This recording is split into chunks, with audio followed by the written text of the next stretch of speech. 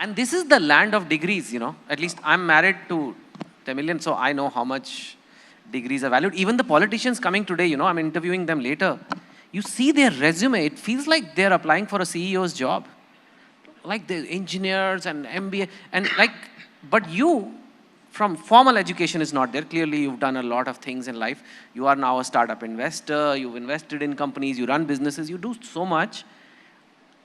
I'm asking you this because not for you, but for the many people in India who do not get those degrees, but they still want to do well in life. What do you have to say to that, and how have you kind of reached this level where you could almost talk about AI and film industry, everything? Well, did I wish I studied better when I was younger? Yes, for sure. Then, but on the hindsight, the way I developed business or what I do right now is because my thoughts are not structured or tamed to anything. There's a certain fearlessness when you don't have too much information. So if you see my early part of my career, there'll be a lot more that I've done than what I do now, because the energy is very different. You get to learn things while you burn. I kept studying when I needed it in some strange way. What did I grow up with all my life? I know stories because I read Amar Chitrakatha and I watched movies. And that created what I do in the first place, where I understood storytelling so I could be in the movie business. When I had to sell my visual effects company, or rather when I somewhere knew that this is not a business I want to be in for the rest of my life, I didn't understand what selling a business meant. So I went to 3 weeks to IIM in Ahmedabad, studied about mergers and acquisitions, came back and sold the company.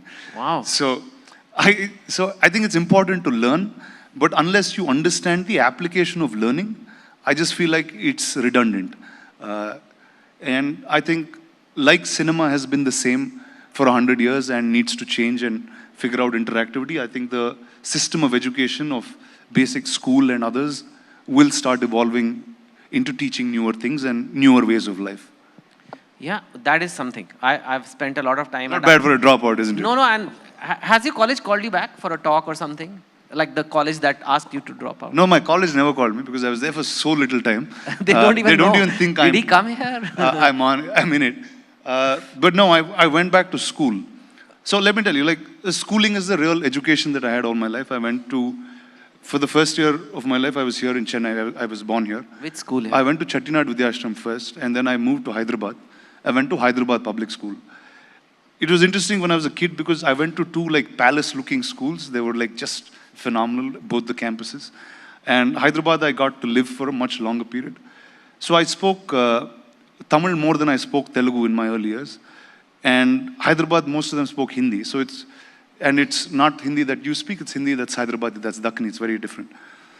Now though I didn't perform well in school, what the environment of that school taught me is everything that I know.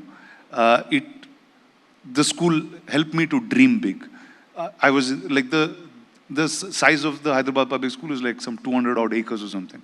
And even if you jump out of class, it's so hard to find you.